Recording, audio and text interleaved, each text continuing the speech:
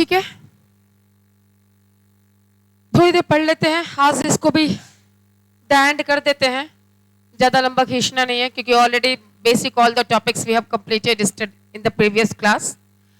लेकिन शुरू करने से पहले मैं एक बार फिर से in short I would like to give all those things which I have given you earlier, it's okay, so that अगर कहीं पे कोई डाउट हो, कोई कंफ्यूजन हो, कहीं पे कोई गुंजाइश रह जाई हो तो वो सारा कुछ क्लियर हो जाए। इट्स ओके, आ रही हूँ, आपकी बातें भी आ जाऊंगी, ठीक है। चलिए, तो हम लोग शुरू कर रहे थे chapter water resource.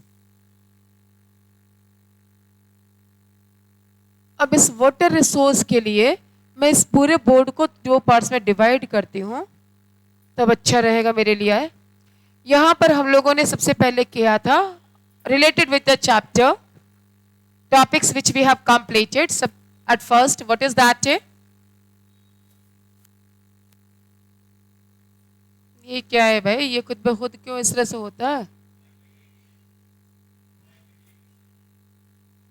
Okay, so at first what we have done कि ultimate source of water in our country is rain, and how much we are getting? How much? थोड़ा और जोर से बेटा। Why only one child is speaking? What about the rest of the? अच्छा सही है, अच्छा ठीक है, सही है, तो भाई ठीक है। दूसरा फिर हमने कहा था कि इस बारिश के पानी का जो बचता है हमारे कंट्री में, बाकी तो सब बह गया, जो बचता है वो कितना है? रिमेनिंग वाटर,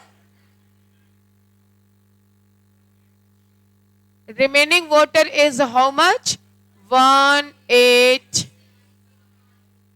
cubic kilometer, यही था ना। लेकिन इससे भी कम जो यूटिलिटी है, जिसको हम यूटिलाइज करते हैं, वो कितना है हमारा? Cubic kilometre,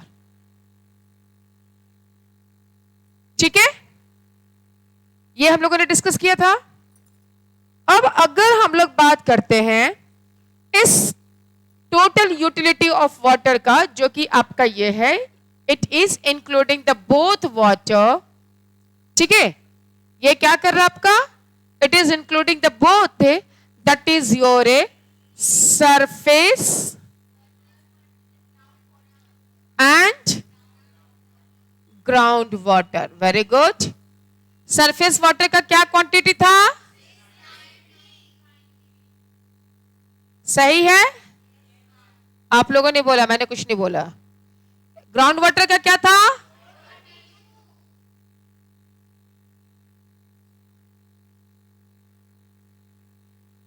is it fine? This is the total water which is under use. एक सवाल अभी आया, अगर इंडिया के पास, क्या हुआ, कोई प्रॉब्लम? अगर इंडिया के पास through the rainfall this much water India is collecting and utilising only this much the water, about the rest water, आखिर वो गया कहां? वो आपका जो है वेस्ट फॉर्म में निकल गया, ठीक है, क्योंकि रिवर वाटर भी आपका अल्टीमेटली बिग वाटर बॉडीज में निकल जाती है। रिवर के पास वो रिवर से होते हुए वो ओशन में ड्रेन हो गया। तो हमने यूटिलाइज एक्चुअली कितना किया? यूटिलाइज हमने किया सिर्फ इतना है, that is your 1122 cubic kilometre. It's okay. अब बात आ रही है कि ठीक है, this is the total water, surface water, this is the total ground water. अगर हम इस टोटल वाटर को डिफरेंट फील्ड्स में यूज करें, तो which are those different areas और field where this waters are utilised? ठीक है, वो कौन कौन से क्षेत्र हैं, वो कौन सी एरिया है जहां पर इस पानी का उपयोग होता है? whether it is surface water or it is groundwater. So what we have learned in the previous class, that area is at first agriculture. Agriculture. इसके बाद जो सेकंड एरिया है जहां पर पानी का यूटिलाइजेशन होता है वाटर का, that is your domestic. After domestic my dear, industries. ये आपके एरियाज हैं जहां पर वाटर का यूटिलाइजेशन है. लेकिन अब सवाल उठता है कि what is the percentage. What's the percentage of surface water and what's the percentage of groundwater? ठीक है, how much we are using of ground and how much we are using of surface. अब सवाल ये उठ रहा है. तो let's see about. That's clear? Here it is your surface water. This is about your groundwater. Agriculture में आप जो डेटाज है which that is in percentage. It's okay. जो हमारा एग्रीकल्चर है, सरफेस वाटर है 89, ground water 92.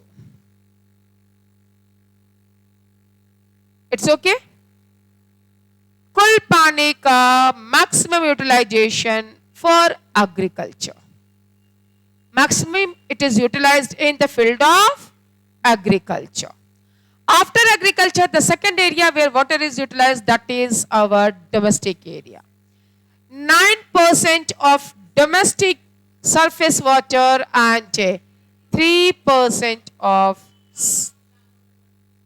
groundwater. 3% of groundwater. This is the utilization of water by domestic areas. Clear? Then after we have learned in industrial sector, what is the rest amount? 2 and 5. This is the total utilization of water, whether it is surface water or it is groundwater. And these data are very important. That is why I have given you in such a way so that you can memorize. ठीक है, आप लोग इसको याद कर लीजिएगा, इसलिए ये बहुत जरूरी है. So this is about the utilisation of water. After that we have seen, as we have noticed here, the major utilisation in the field of agriculture. तो for what purpose in agriculture, for what it is utilised? It is utilised for irrigation. कहां इसका use है? Irrigation. Irrigation हम क्यों कर रहे हैं? Due to the introduction of new agriculture system. New agriculture system. साथ ही साथ अगर आप लोग को याद हो, जब हम लोग लैंड रिसोर्स और एग्रीकल्चर चैप्टर कर रहे थे, वहां मैंने आपको पढ़ाया था in types of farming, irrigated farming and rainfed farming. याद आ रहा आप लोगों को? Irrigated farming and rainfed farming. What are those irrigated farming? Which are totally dependent on irrigation. जो कि पूरी की पूरी तरह से निर्भर है किस चीज पर? इरिगेशन पे. Farming is possible in that area because of irrigation. तो अगर इरिगेशन नहीं होगा तो is it possible to do this agriculture? This is the reason maximum utilisation of water is in the field of agriculture. आगे बात समझ में? Maximum utilisation कहां है? एग्रीकल्चर में है. It's okay. अब बात उठता है कि अगर एग्रीकल्चर में है, इरिगेशन के द्वारा है, तो which are those areas? Which are those areas? तो all of you are knowing और all of you are aware about those areas. They are western part of our country. Punjab, Haryana, western UP, Rajasthan. ठीक है. And Maharashtra too. Yes, Maharashtra too. तो ये सारे areas हैं जहां पर इरिगेशन, लेकिन सबसे ज्यादा इरिगेशन का यूटिलाइजेशन होता है वो है आपका Punjab, Haryana, Rajasthan and western UP. जहां पर पंजाब हरियाणा में यूटिलाइजेशन होता है आपका ग्राउंड वाटर का, राजस्थान में होता है आपका सरफेस वाटर का in the form of canal. Canal आपका ग्राउंड वाटर में नहीं जाएगा, ये आपका सरफेस वाटर में आएगा। नदी के पानी को रिजर्वायर, सतलज रिवर के वाटर को रिजर्वायर में, गोविंद सागर पंत रिजर्वायर में कलेक्ट किया जाता है और फिर उस कलेक्टेड वाटर को कैनाल के हेल्प से पंजाब और राजस्थान के एरिया में ट्रांसपोर्ट किया जाता है। और आज के डेट में राजस्थान का पूरा north western part green belt में कन्वर्ट हो पाया है। It's become possible because of this irrigation facility. That's become possible because of the irrigation facility. ठीक है, तो these are the different sources जिसकी वजह से ये irrigation में utilize होता है for agriculture as well as for the other different purposes. तो सबसे ज्यादा agriculture in the western part of India where amount of rainfall is less, where the sources of river are less. हमारे बिहार या eastern UP में क्यों नहीं है? Because there is a number of river along with their tributaries. Surface water का utilization है, we are not utilizing that all things. Plus commercialization of agriculture is practiced only in that western part. Commercialization of agriculture is in that western part. ठीक है? These all different topics I have given you earlier. But due to these different activities, what is happening? There are some waste materials or there are some such kind of pollutants which are polluting water, which are reducing the amount of fresh water, which are declining or degrading the quantity of fresh water. What are those different activities? Excess use of chemical fertilizers, pesticides are reaching to the underground with the help of seepage of water from soil, and they are increasing pollutants inside the groundwater. Sometimes with the help of runoff water, that materials are coming to the river lakes and they are polluting river water or lake water. Toxic material, yes, toxic material which develops with the help of chemical fertilizers or pesticides. ये agriculture का area है जहां से river pollutants को adopt कर रहा है, जहां से रिवर या अंडरग्राउंड वाटर को पॉल्यूटेंट्स मिल रही हैं। लेकिन इसके अलावा आपका डोमेस्टिक और इंडस्ट्रियल एरिया भी है। Industrial area when they are draining their waste water directly inside the river. ठीक है, डोमेस्टिक जब हम घरों के गंदे पानी को ड्रेनेज सिस्टम के थ्रू रिवर में ड्रेन करते हैं, उससे क्या हो रहा है? आपका वाटर क्वांटिटी डिक्रीज हो रहा है। And once the fresh water quantity will decrease, can we able to fulfill the demand of water? Can we able to fulfill? जल की पूर्ति कर पाएंगे हम लोग? एक समय था कानपुर के पास पूरी गंगा रिवर का पानी इतना पॉल्यूटेड हो गया था, इतना उससे बैड स्मेल था, पानी का कलर तो बिल्कुल रेडिश हो गया था और इतना बैड स्मेल था, जब आप लखनऊ से कानपुर जाते थे तो वो ब्रिज पार करना लोगों के लिए मुश्किल होता था, इतना गंदा स्मेल आता था। वो पुल जो था, क्यों था वो? क्यों कानपुर के पास इतना पानी पॉल्यूटेड हुआ? रीजन क्या था? रीजन था leather industry. Kanpur is known for leather industry. किसके लिए जाना जाता है कानपुर? आपका लेदर इंडस्ट्री के लिए।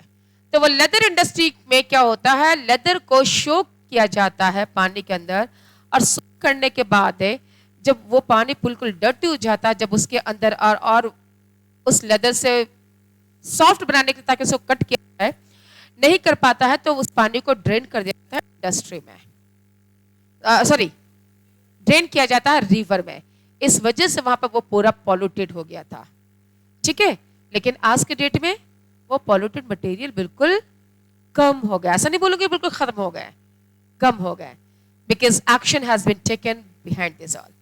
Government has taken a action and government has developed so many different plans to protect river Ganga water. It's okay? इसलिए इसी तरह से वाराणसी में जो है according to the Hindu methodologies क्या है, जिन डेड बॉडीज को जलाते नहीं थे वो गंगा रिवर में बहा दिए. उससे भी क्या हो रहा है, आपका रिवर वाटर तो पॉल्यूट हो रहा है, ठीक है ना. रिवर वाटर आपको पॉल्यूट हो रहा है क्योंकि उससे बहुत सारी जर्म्स और बैक्टीरियाज आपकी पैदा हो रही हैं जो उस नदी के पानी को पॉल्यूट कर रही है. तो these are the different things है. इसके लिए क्या जरूरत था, इसके पॉल्यूशन को रिड्यूस करना, इसके पॉल्यूशन को रिड्यूस करना. और इसके लिए it is not possible only for the government to by developing different action plans to clean the water. For that the most important part is to create awareness among the people so that they can understand the importance of water and they can equally participate with the government plans to maintain the purity of river water. ये अलग बात है कि government के द्वारा बहुत सारे programme शुरू किए गए, लेकिन इसके साथ ही साथ अवेयरनेस प्रोग्राम भी चलाया गया ताकि लोग भी कोऑपरेट करें. जैसे प्रेजेंट में आपका अवेयरनेस प्रोग्राम है नमामि गंगे प्रोजेक्ट, है ना, to maintain the purity of river Ganga. Ganga action plan, Yamuna action plan, like this all the river action plans where has been developed to maintain the purity. ये तो हो गई उन एरियाज की जहां पर रिवर्स हैं. What about those areas where there is no river, ठीक है, और where there is a lack of river. उन एरियाज में गवर्नमेंट ने क्या ऐसा प्रोग्राम डेवलप किया जिससे कि वो पानी की पूर्ति कर सके. How what are the different strategies has been developed by the government to conserve और to develop new sources of water. These different programs come to be known by the watershed management or water conservation. जो government ने, central government और the state government, the programs which they have developed, which come, this all comes under two different names, that is watershed management and water conservation. अब सवाल उठता है कि इन दोनों में अंतर क्या है. क्या है ये? पहला आपका water shade management and the second one is your water conservation. Water conservation. So about the conservation, I hope the term is clear. Conserve करना, बचाना, ठीक है. कैसे कंजर्व कर सकते हैं हम? एक प्रोग्राम है हमारा रिसाइकलिंग, रीयूजिंग और triple R, you can say that. Have you heard this? Triple R, R cube. What is this?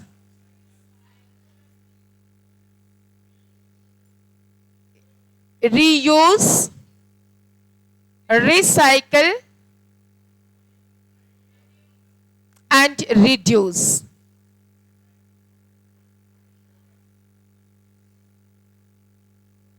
ठीक है. We have to reduce the misuse of water. Reduce क्या? पानी का यूटिलाइजेशन रिड्यूस कर देना है? नहीं. रिड्यूस क्या करना है? Wastage of water. अगर ब्रश करना है तो नल खोल के आराम से ब्रश नहीं करिए, पानी को ले लीजिए एक मग में, एक कंटेनर में, फिर आराम से करिए तो आपको पता चलेगा इतने ही पानी में हमें करना है. नल खोल के करेगा, जितने देर रब कर रहे हैं नल से पानी बह रहा है, ठीक है. नहाना हो तो शावर से मत नहाइए, शावर से पानी ज्यादा वेस्ट होता है. बकेट में लीजिए, आपको पता चलेगा एक बाल्टी में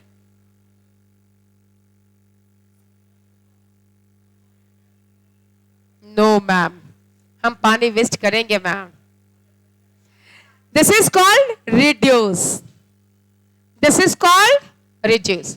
रीयूज, मैंने शायद पिछली क्लास में आपको बताया था, घर में अगर आरओ लगा है तो उसका जो वेस्ट वाटर है उसको स्टोर करिए बकेट में, गार्डनिंग के लिए, फल सब्जियां धोने के लिए, हाथ धोने के लिए, बाहर से घर के अंदर जाते हैं तो पैर धोते हैं, उन सब के लिए उसको यूज करिए, रीयूज।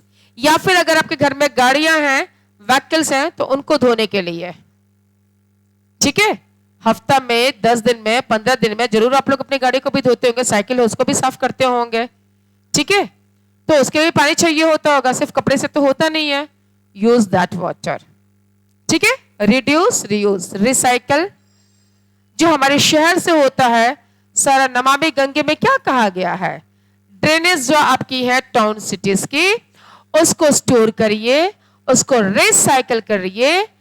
रिसाइकल क्या करना है, वेस्ट मटेरियल को सेपरेट करना है, और फिर जो आपका प्लेन वाटर बच गया उसको रिवर में ड्रेन करना है। वेस्ट मटेरियल को सेपरेट करके उस मटेरियल को टू जनरेट इलेक्ट्रिसिटी यूज करना है। और इस तरह का हमारा रिसाइकलिंग प्रोजेक्ट, हमारी कंट्री का सबसे बड़ा रिसाइकलिंग प्रोजेक्ट दिल्ली में है, ओखला में, ठीक है।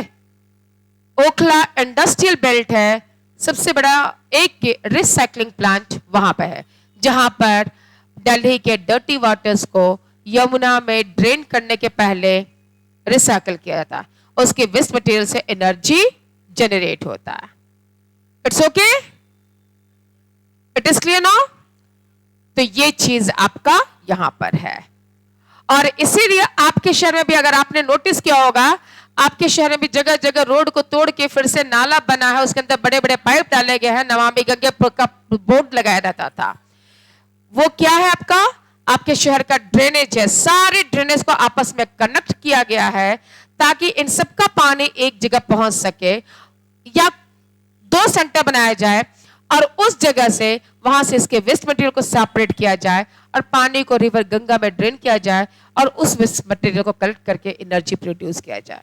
ये क्यों, क्योंकि आपका शहर भी स्मार्ट सिटी की कैटेगरी में है, उसकी दौड़ में है, ठीक है ना। तो this is the one method through which we can conserve water, we can save water. But do you think is this method enough? And is this method can be practiced in everywhere? जो अगर राजस्थान में लोग रह रहे हैं, क्या वो सिर्फ इस मेथड से कर लेंगे? सबसे पहला तो सवाल है उनके लिए पानी लेकर आना। जो लोग गुजरात में रह रहे हैं उनके लिए सवाल है सबसे पहले पानी को कलेक्ट करना। उसके लिए क्या मेथड अडॉप्ट किया गया? उसके लिए गवर्नमेंट ने मेथड अडॉप्ट किया आपका watershed management. Which program is implemented? Watershed management. And this is a program which is started by central government. जिसके तहत गांव वगैरह में जहां पानियां नहीं है वहां पर कुआं खुदवाना, ट्यूबवेल लगवाना और पानी को इक्वली डिस्ट्रीब्यूट करना in the different areas. It's okay.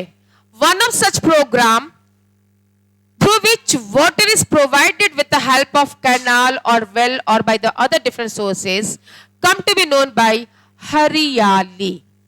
क्या नाम है ऐसे एक प्रोग्राम का? It is called by हरियाली। ये सेंट्रल गवर्नमेंट के द्वारा स्टार्ट किया गया एक वाटरशेड मैनेजमेंट प्रोग्राम है, जिसके तहत पानी को प्रोवाइड किया जाता है कैनाल की हेल्प से या फिर दूसरे किसी मेथड की हेल्प से in the rural areas, so that their basic requirement can be fulfilled. पानी की जो बेसिक रिक्वायरमेंट है उसको पूरा किया जा सके, इतना पानी उस गांव में प्रोवाइड किया जाता है। दिस इज कॉल्ड ए हरियाली। It's okay. इसी तरह से आपका आंध्र प्रदेश में प्रोग्राम शुरू किया गया जिसका नाम है Neeru Meeru. What is its mean? Neeru Meeru. Neeru का मतलब होता है वाटर, मीरू का मतलब आई, ठीक है। नीरू, नीर, नीर से नीरू बना, वाटर।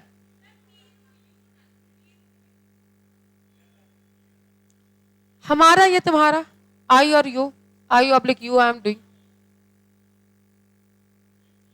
ठीक है, तो जल किसके लिए? हम लोगों के लिए। This is the another program of the watershed management has been developed. इसी तरह से आपका राजस्थान के अलवर डिस्ट्रिक्ट में, मैंने अरवल नहीं बोला है, ध्यान रखिएगा, I have speak Alwar, Alwar in Rajasthan. Name of the program is Arvari Pani Sansad. क्या है इसका नाम? अरवरी पानी संसद, जो वहां की पंचायत के द्वारा शुरू किया गया प्रोग्राम है। पंचायत लोगों ने मिलके गांव गांव में जो पोखर खुलवाते हैं, ठीक है, तालाब बनवाते हैं, इस तरह के प्रोग्राम को, जिससे वाटर की अवेलेबिलिटी को, उसके शॉर्टेज को दूर किया जा सके और वाटर को अवेलेबल कराया जा सके। अरवर पानी संसद, ठीक है, and that water is used under the community resource by everyone. It's not an individual. That is utilized by everyone.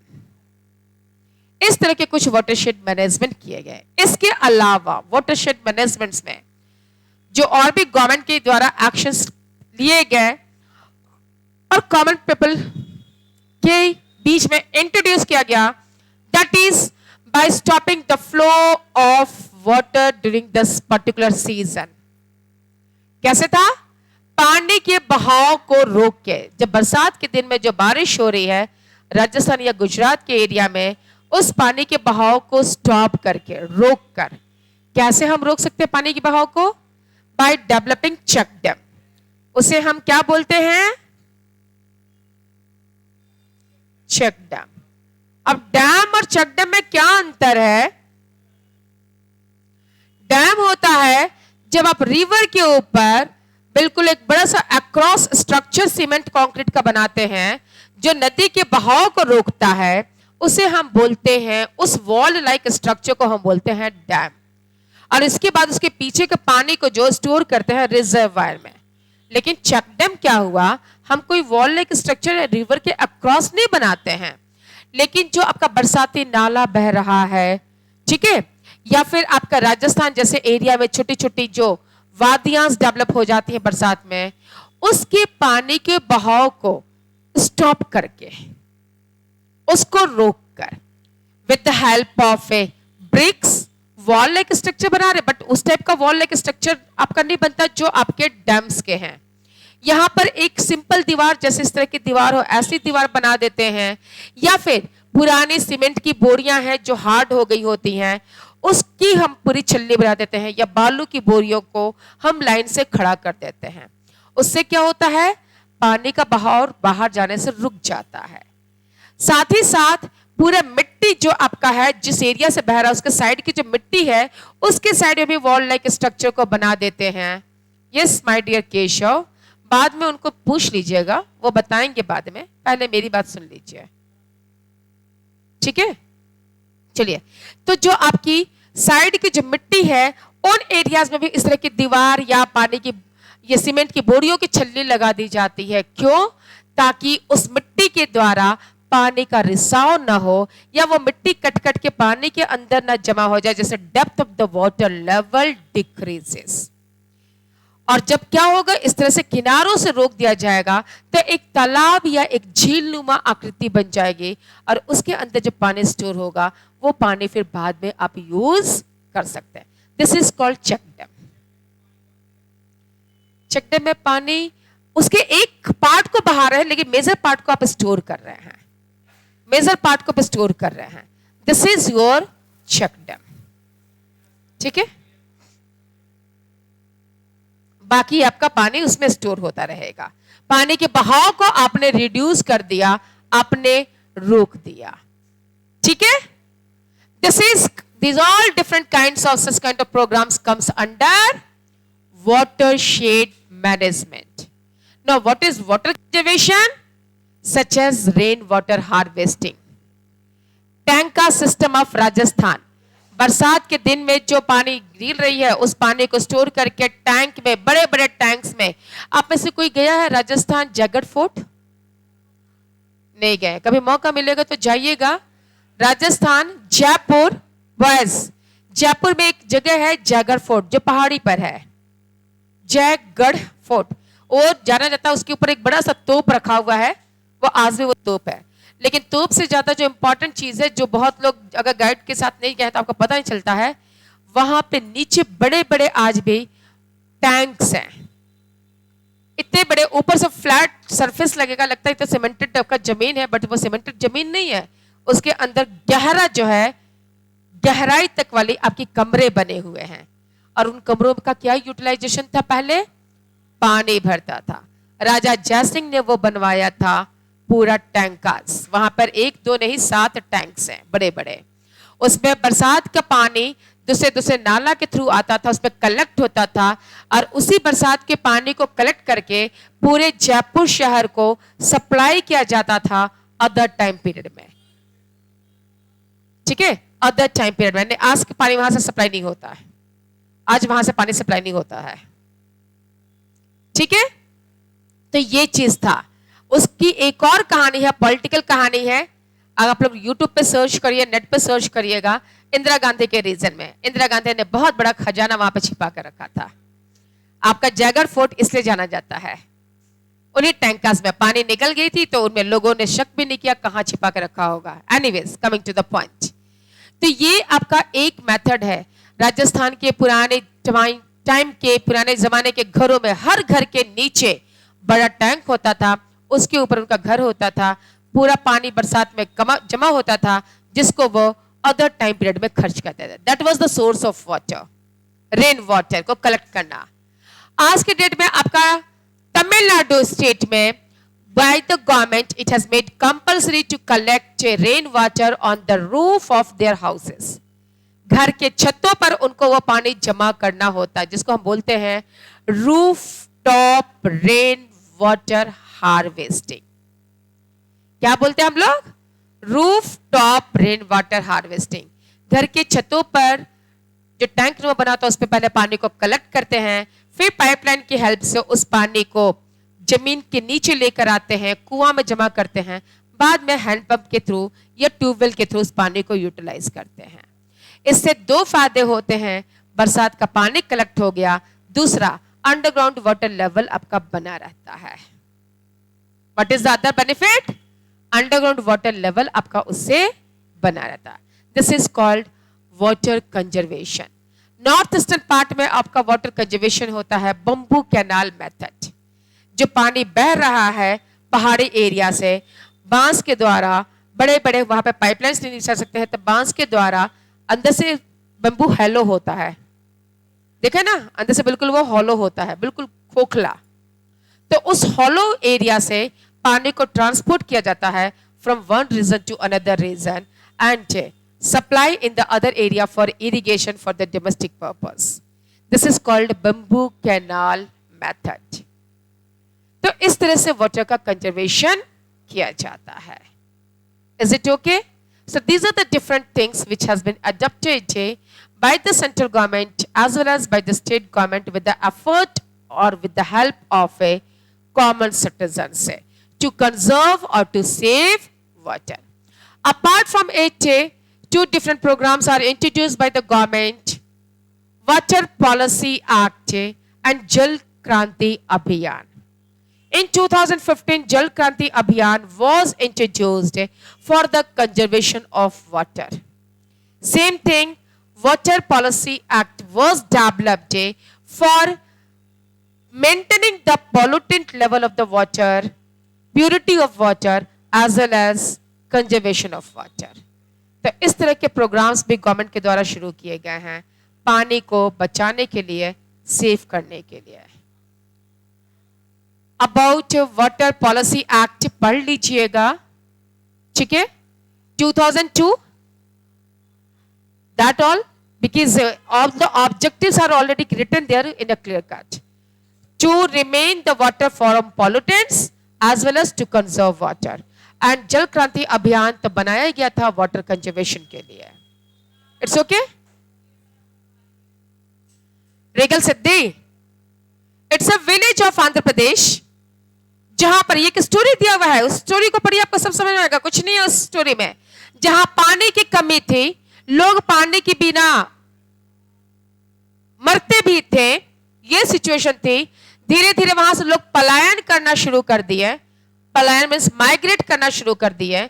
उसी बीच में एक आर्मी ऑफिसर रिटायर होके अपने गांव आया, और उसने जब देखा कि इस तरह से आप उसके गांव से लोग माइग्रेट कर रहे हैं, लोग वहां से मूव कर रहे हैं,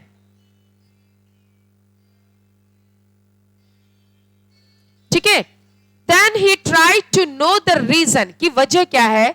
after searching about that, he come to know about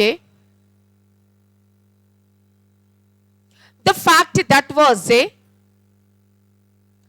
was shortage of water.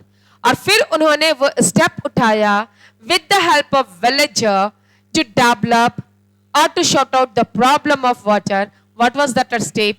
Clear cut given in your book. That is your watershed management. यही दिया हुआ है और कुछ नहीं। यहां से sorry, true story. It's a case study of that reason. It's okay? यही है ना, या कुछ और है? It is that much only.